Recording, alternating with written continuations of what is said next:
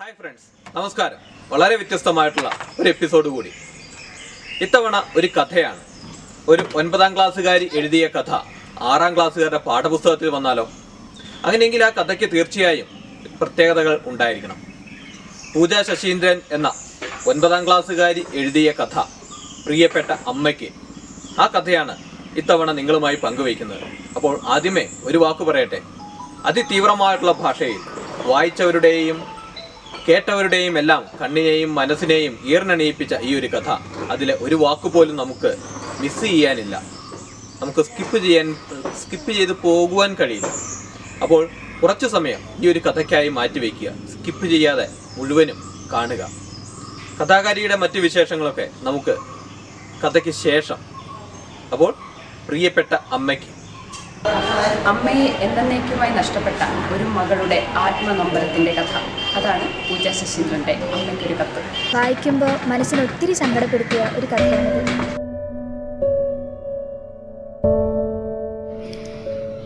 പ്രിയപ്പെട്ട അമ്മയ്ക്ക്. ഇന്നും പതിവ് പോലെ ദിവസത്തിന് ഒരു മാറ്റവുമില്ല. നമ്മുടെ സ്വീകരണമുറിയിൽ തൂക്കിയ അമ്മയുടെ വലിയ ചിത്രത്തിനു താഴെ ചെറിയൊരു വെളിച്ചം എരിഞ്ഞു കത്തുന്നു. നിറ കണ്ണുകളോടെ അച്ഛൻ അതിലേക്ക് നോക്കാതെ മുഖം തിരിച്ചു നടന്നു. ഒന്നും സംഭവിക്കാത്ത മട്ടിൽ എന്നോടും ചേച്ചിയോടും തമാശകൾ പറഞ്ഞു. അമ്മ പോയതിനു ശേഷം നമ്മുടെ വീട്ടിൽ നിറയെ ഇരുട്ടാണ്. നമുക്ക് പോലും നമ്മെ കണ്ടാൽ അറിയാത്ത ഇരുട്ട്. അതിലൂടെ തപ്പിത്തടഞ്ഞു നടക്കുമ്പോൾ ഒരേ ഒരു ആശ്വാസം മാത്രം. കണ്ണുകൾ നിറഞ്ഞൊഴുകുന്നത് നമ്മൾ പോലും കാണില്ല. അച്ഛനിപ്പോൾ രാവിലെ ബെഡ് കോഫിയൊന്നും വേണമെന്നില്ല. അമ്മയുടെ സ്നേഹത്തിൻ്റെ മധുരവും സന്തോഷവും ഇല്ലാത്തതുകൊണ്ടാവാം. പിന്നെ ഒരു കാര്യം, ഇപ്പോൾ അച്ഛന് ധരിക്കേണ്ട വസ്ത്രത്തിൻ്റെ കാര്യത്തിലും യാതൊരു കടുംപിടുത്തവുമില്ല. അച്ഛന് ഇഷ്ടപ്പെട്ട നിറങ്ങൾ തിരഞ്ഞെടുക്കാൻ അമ്മ ഇല്ലാത്തതുകൊണ്ടാവാം. രാവിലെ സ്കൂളിലേക്ക് ഒരുങ്ങുമ്പോൾ നമ്മുടെ അടുക്കളയിലെ മേശമേൽ അമ്മയുടെ ചോറ്റുപൊതി ഞാൻ എന്നും തിരഞ്ഞു പോവും. ഓർമ്മകൾക്ക് മറക്കാൻ ബുദ്ധിമുട്ടാണെന്ന സത്യത്തോടെ തന്നെ. പിന്നെ അമ്മയുടെ പ്രിയപ്പെട്ട റേഡിയോ ഇപ്പോഴും അടുക്കളയിൽ തന്നെയുണ്ട്. അതിലെ പാട്ടുകൾക്കും ഇപ്പോൾ ഒരു ശോകഭാവമാണ്.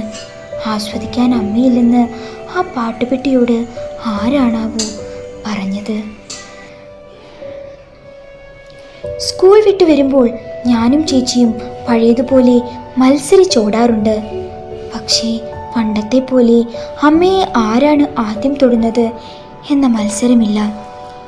കുഞ്ഞമ്മായും അമ്മാവനും ആദ്യമൊക്കെ ആഴ്ചയിലൊരിക്കൽ വരുമായിരുന്നു. ഇപ്പോൾ അവർക്കാർക്കും സമയമില്ല പോലും. അച്ഛനും ഞങ്ങളും ആരോടും ഒരു പരാതിയും പറയാറില്ല. അല്ലെങ്കിൽ തന്നെ ആ പെരുമഴയത്ത് അമ്മയോടൊപ്പം ഒഴുകിപ്പോയ നഷ്ടങ്ങളെ ഈ ജീവിതത്തിൽ തിരിച്ചു പിടിക്കാനാവില്ലല്ലോ. ശൂന്യതയുടെ മേൽ ശൂന്യത പെറ്റുപെരുകുന്ന ദിവസങ്ങളെ തള്ളി നീക്കുമ്പോഴും കാലത്തിൻ്റെ വികൃതി എന്നാശ്വസിക്കാനാണ് ഞങ്ങൾക്കിഷ്ടം. അച്ഛൻ ഇപ്പോൾ സന്ധ്യയ്ക്ക് ഉമ്മറത്ത് വന്നിരിക്കാറില്ല. തുളസിത്തറയിൽ തിരിവെച്ചു മടങ്ങുന്ന അമ്മയുടെ മുഖം കാണാനായിരുന്നുവത്രേ അച്ഛൻ അവിടെ പതിവ് കാഴ്ചക്കാരനായിരുന്നത്. സങ്കല്പങ്ങളിലെ മുഖങ്ങൾക്ക് നേർക്കാഴ്ചയുടെ തെളിച്ചമില്ലത്രേ. അച്ഛൻ്റെ കണ്ടുപിടുത്തങ്ങളാണിതെല്ലാം. ഞങ്ങൾക്ക് ഓണപരീക്ഷയുടെ പേപ്പറുകളെല്ലാം കിട്ടി. എനിക്ക് മലയാളം 2ാം പേപ്പറിൽ വന്നൊരു ചോദ്യം എന്നെ തന്നെ ഇന്നും പിന്തുടരുന്നു. ചോദ്യം അമ്മയ്ക്ക് അറിയണോ? 1.5 പേജിൽ കവിയാതെ നിങ്ങളുടെ അമ്മയ്ക്ക് കത്തെഴുതുക. ഒരുപക്ഷെ ആ ചോദ്യമായിരിക്കാം അമ്മയ്ക്കും ഇങ്ങനെയൊരു കത്തെഴുതാൻ എന്നെ നിർബന്ധിച്ചതും. നമ്മുടെ അടുക്കളത്തോട്ടത്തിൽ അമ്മ നട്ട ചേമ്പും മത്തനും പയറുമെല്ലാം നന്നായി കായ്ച്ചു. കടമനിട്ടയിലെ മത്തങ്ങ എന്ന കവിതയിൽ പയറും മത്തങ്ങയും ചേർത്ത് കറി വെച്ചാൽ നല്ല രസമുണ്ടാവുമെന്ന് കണ്ടു. ഞങ്ങൾ കറി വെച്ചു നോക്കിയപ്പോൾ അമ്മ വെക്കുന്ന കറിയുടെ അതേ രുചി. ചേച്ചിയും ഞാനും കറി കൂട്ടി നല്ലവണ്ണം ചോറ് കഴിച്ചപ്പോൾ അച്ഛൻ മാത്രം ചോറുരുളയാക്കിക്കൊണ്ടേയിരുന്നു. പിന്നെയാണ് മനസ്സിലായത്, അമ്മയുടെ കൈപുണ്യം ഞങ്ങളെക്കാൾ മനസ്സിലാക്കിയിരുന്നത് അച്ഛനായിരുന്നുവല്ലോ.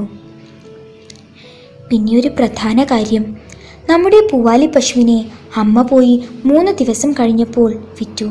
പോകുമ്പോൾ അവൾ തിരിഞ്ഞു നോക്കി കരയുന്നുണ്ടായിരുന്നു. അമ്മയ്ക്കൊരു കാര്യം കൂടി കേൾക്കണോ? നമ്മുടെ അച്ഛൻ്റെ ഒരു കുസൃതി കേട്ടിട്ടമ്മ പറയണം ഈ മനുഷ്യൻ്റെ ഒരു കാര്യം. ഇനി കാര്യം പറയട്ടെ. അന്നമ്മ അസുഖത്തിന് മരുന്ന് കഴിച്ചപ്പോൾ കൊഴിഞ്ഞ മുടിയെല്ലാം പുറകിലെ മതിലിൻ്റെ മാളത്തിൽ ഒളിപ്പിച്ചിരുന്നല്ലോ. അച്ഛൻ അതെല്ലാം കഴിഞ്ഞ ദിവസം മാന്തിയെടുത്തു.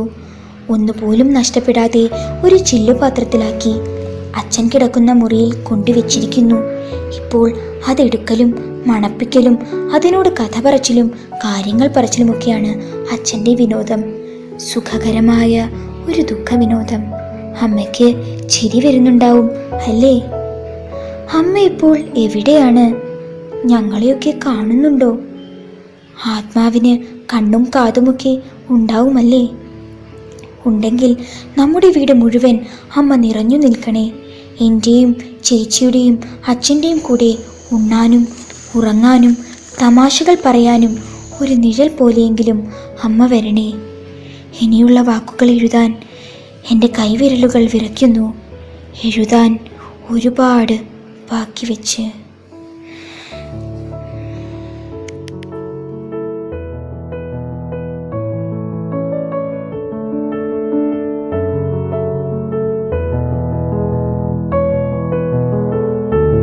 എങ്ങനെയുണ്ടായിരുന്നു കഥ?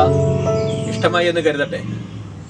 ഈ കഥ എഴുതുവാനുണ്ടായ സാഹചര്യത്തെപ്പറ്റി പൂജ ശശീന്ദ്രൻ തന്നെ നമ്മളോട് പറയും. പൂജ ഇപ്പോൾ മീനങ്ങാടി ഗവൺമെൻറ് ഹയർ സെക്കൻഡറി സ്കൂളിലെ +2 വിഭാഗം വിദ്യാർത്ഥിനിയാണ്. ഈ ഒരു കഥ എഴുതുന്നത് 9ാം ക്ലാസ് പഠിക്കുമ്പോഴാണ്. അത് കണിയാമ്പറ്റ അക്ഷരവേദി നടത്തുന്ന ഒരു കത്തെഴുത്ത് മത്സരമായിരുന്നു. പ്രിയപ്പെട്ട അമ്മയ്ക്ക് എന്നായിരുന്നു കത്തിൻ്റെ വിഷയം. അതിനുവേണ്ടി ഒരു കത്തെഴുതുക എന്നതായിരുന്നു മത്സരം. തപാൽ ദിനത്തോടനുബന്ധിച്ചാണ് ഈ കത്തെഴുത്ത് മത്സരം നടത്തുന്നത്. അപ്പോൾ ഒരു ദിവസം മുമ്പാണ് എനിക്കതിനുള്ള വിവരങ്ങളൊക്കെ അറിയുന്നത്. അപ്പോൾ ശരിക്കും എന്നെ ആ ഒരു കഥയിലേക്ക്, അങ്ങനെ മരിച്ചുപോയൊരു അമ്മയ്ക്ക് ഒരു കത്തെഴുതുക എന്ന വിഷയത്തിലേക്ക് കൊണ്ടെത്തിക്കുന്നത് സത്യത്തിൽ ആ ഒരു മത്സരത്തിൻ്റെ വിഷയമായിരുന്നു. പ്രിയപ്പെട്ട അമ്മയ്ക്ക് എന്ന ആ ഒരു വിഷയത്തെ വെച്ചുകൊണ്ട് തന്നെ കത്തെഴുതണം എന്ന് പറഞ്ഞപ്പോഴാണ് ബാക്കിയുള്ളതെന്ന് വെറൈറ്റി ആയിട്ട് കുറച്ചും കൂടി ചെയ്യാൻ നല്ലത് ഇതാണ് എന്ന് തോന്നിയത്. മാതൃഭൂമി ആഴ്ചപ്പതിപ്പിൽ ഈ കഥ വന്നതിന് ശേഷം വല്ലച്ചിറ രാമചന്ദ്രൻ സാർ ഒരു റിട്ടയർഡ് പ്രിൻസിപ്പൽ കൂടിയാണ്. അദ്ദേഹമാണ് ഈ കഥ CBSE സിലബസിലേക്ക് എടുക്കാൻ താല്പര്യമുണ്ട് എന്ന് പറഞ്ഞ് ഇങ്ങനെ വിളിക്കുന്നത്. അതിനുശേഷം ആ കഥ ഹോൾമാർക്ക് പബ്ലിഷേഴ്സാണ് മലയാള മഞ്ചരി പുസ്തകത്തിലേക്ക് ഉൾപ്പെടുത്തുന്നത്. 6ാം ക്ലാസ്സിലെ 7ാം പാഠഭാഗമായിട്ടാണ് കഥ പബ്ലിഷ് ചെയ്യപ്പെട്ടത്. പൂജ ശശീന്ദ്രൻ എഴുതിയ ഈ കഥ നമുക്കായി അവതരിപ്പിച്ചത് മീനങ്ങാടി ഗവൺമെൻറ് ഹയർ സെക്കൻഡറി സ്കൂളിലെ 8ാം ക്ലാസ് വിദ്യാർത്ഥിനിയായ പവിത്ര സുരേഷാണ്. ഫ്രണ്ട്സ്, ഈ കഥ നമുക്ക് മെയിൽ വോയിസിൽ കൂടി ഒന്ന് കേട്ടു നോക്കിയാലോ? ഒന്ന് കേട്ടു നോക്കുക.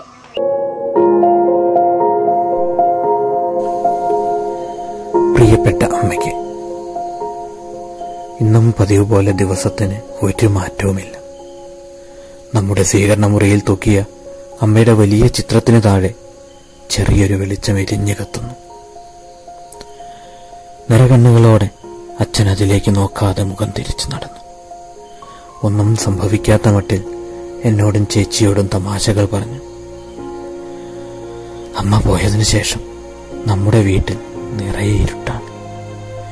നമുക്ക് പോലും നമ്മെ കണ്ടാൽ അറിയാത്ത ഇരുട്ട്. അതിലൂടെ തപ്പിത്തറഞ്ഞു നടക്കുമ്പോൾ ഒരേ ഒരു ആശ്വാസം മാത്രം, കണ്ണുകൾ നിറഞ്ഞൊഴുകുന്നത് നമ്മൾ പോലും കാണില്ല. അച്ഛനിപ്പോൾ രാവിലെ ബെഡ് കോഫി ഒന്നും വേണമെന്നില്ല. അമ്മയുടെ സ്നേഹത്തിന്റെ മധുരവും സന്തോഷവും ഇല്ലാത്തതുകൊണ്ടാകാം. മാത്രമല്ല, ഇപ്പോൾ അച്ഛന് ധരിക്കേണ്ട വസ്ത്രത്തിന്റെ കാര്യത്തിലും യാതൊരു കടുംപിടുത്തവുമില്ല. അച്ഛൻ ഇഷ്ടപ്പെട്ട നിറങ്ങൾ ഇനി ആര് തിരഞ്ഞെടുക്കാൻ എന്നാവാം. രാവിലെ സ്കൂളിലേക്ക് ഒരുങ്ങുമ്പോൾ നമ്മുടെ അടുക്കളയിലെ മേശമേൽ അമ്മയുടെ ചോറ്റുപൊതി ഞാൻ എന്നും അറിയാതെ തിരഞ്ഞു പോകും.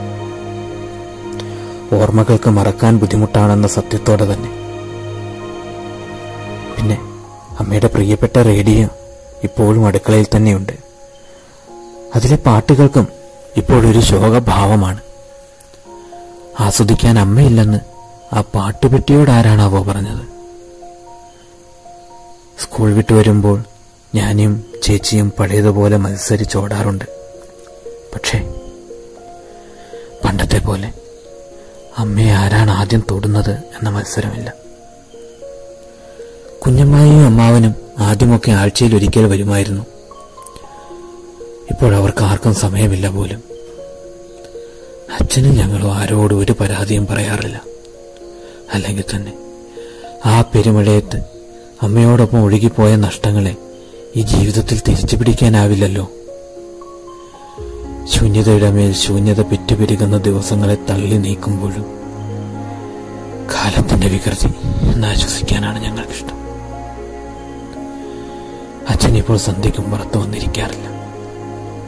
തുളസിത്തറയിൽ തിരിവെച്ചു മടങ്ങുന്ന അമ്മയുടെ മുഖം കാണാനായിരുന്നത്രേ അച്ഛൻ അവിടെ പതിവ് കാഴ്ചക്കാരനായിരുന്നത്. സങ്കല്പങ്ങളിലെ മുഖങ്ങൾക്ക് നേർക്കാഴ്ചയുടെ തെളിച്ചമില്ലത്രേ. അച്ഛന്റെ കണ്ടുപിടുത്തങ്ങളാണിതെല്ലാം. ഞങ്ങൾക്ക് ഓണപരീക്ഷയുടെ പേപ്പറുകളെല്ലാം കിട്ടി. എനിക്ക് മലയാളം 2ാം പേപ്പറിൽ വന്ന ഒരു ചോദ്യം എന്നെ ഇന്നും പിന്തുടരുന്നു.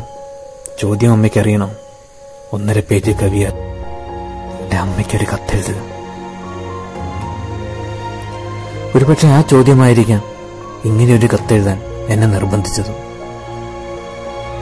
നമ്മുടെ അടുക്കളത്തോട്ടത്തിൽ അമ്മ നട്ട ചേമ്പും മത്തനും പയറും എല്ലാം നന്നായി കായ്ച്ചു. കടമ്മനിട്ടയുടെ മത്തങ്ങ എന്ന കവിതയിൽ പയറും മത്തങ്ങയും ചേർത്ത് കറിവെച്ചാൽ നല്ല രസമുണ്ടാവുമെന്ന് കണ്ടു. ഞങ്ങൾ കറിവെച്ച് നോക്കിയപ്പോൾ അമ്മ വയ്ക്കുന്ന കറിയുടെ അതേ രുചി. ചേച്ചിയും ഞാനും കറി കൂട്ടി നല്ലവണ്ണം ചോറ് കഴിച്ചപ്പോൾ അച്ഛൻ മാത്രം ചോറ് ഉരുളിയാക്കിക്കൊണ്ടേയിരുന്നു. പിന്നെയാണ് ഓർത്തത്, അമ്മയുടെ കൈപ്പുണ്യം ഞങ്ങളെക്കാൾ മനസ്സിലാക്കിയിരുന്നത് അച്ഛനായിരുന്നല്ലേ. മറ്റൊരു കാര്യം, നമ്മുടെ പൂവാലിപ്പശുവിനെ അമ്മ പോയി 3 ദിവസം കഴിഞ്ഞപ്പോൾ വിറ്റു. പോകുമ്പോൾ അവൾ തിരിഞ്ഞു നോക്കി കരയുന്നുണ്ടായിരുന്നു. അമ്മയ്ക്ക് ഒരു കാര്യം കൂടി കേൾക്കണോ? നമ്മുടെ അച്ഛന്റെ ഒരു കുസൃതി കേട്ടിട്ട് അമ്മ പറയണം ഈ മനുഷ്യന്റെ ഒരു കാര്യം. അന്ന് അമ്മ അസുഖത്തിന് മരുന്ന് കഴിച്ചപ്പോ കൊഴിഞ്ഞ മുടിയെല്ലാം പുറകിലെ മതിലിന്റെ മാളത്തിൽ ഒളിപ്പിച്ചിരുന്നില്ലേ? അച്ഛൻ അതെല്ലാം കഴിഞ്ഞ ദിവസം മാന്തിയെടുത്തു.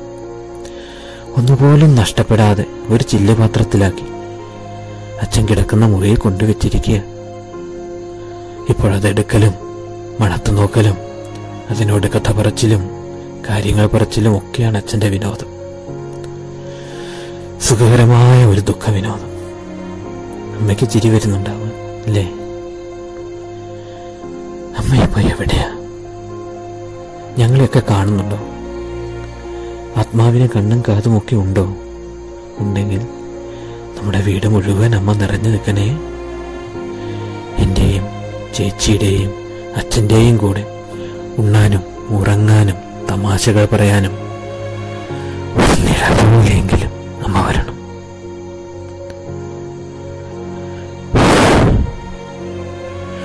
ഇനിയുള്ള വാക്കുകൾ എഴുതാൻ എന്റെ കൈവിരലുകൾ വിറയ്ക്കുന്നു. എഴുതാൻ ഒരുപാട് ബാക്കി വെച്ചുകൊണ്ട്